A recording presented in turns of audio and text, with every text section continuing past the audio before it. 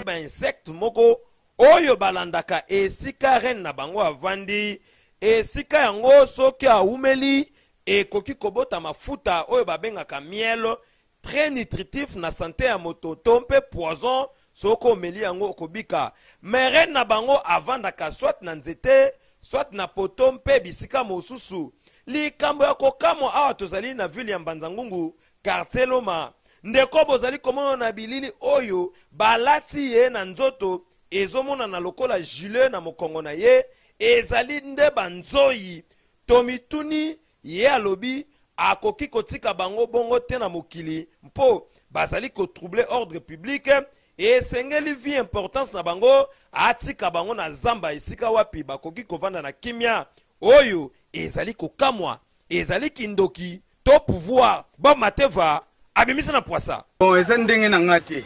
banzoyi babokolaka bango alors biso tobokolaka déjà banzoyi toyebi ke nzoyi soko déranger te azalaka na ye agressif te c'est une façon à démontrer pas bato ke nzoyi babomaka nzoyi pamba te po nzoyi eza richesse na nzoyi okozwa propolis okozwa gelée royale okozwa miel okozwa pollen donc eza source ya richesse mais na mentalité ya population na biso bayebika nzoyi ezalaka mabe mais soko déranger nzoyi te nzoyi ebomaka te yango wana nazwi bango place wana mpo bazalaki na place publique na memi bango nakende kolibere bango na samba bakende na bango oko expliquer biso balandi yo ndenge nini bon je pense que reine aza na nsima na nga ndenge aza awa reine aza na nsima na nga lokola reine afandi awa bango mpe bakompagne ngai nyonso basili mais alobi azotambola reine wana eza ya solo mpe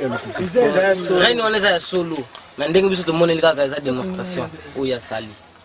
po mutu na mutu takoki kotelema liboso banzoyi toza na Mbanza-Ngungu na province ya nini province ya Bakongo mais tomoni papa wana banzoyi elandi mpo na bino likoloba mpe na nini eza banzoyi ya nini mpe toza comprendre mpo na biso nde tomoni banzoyi wana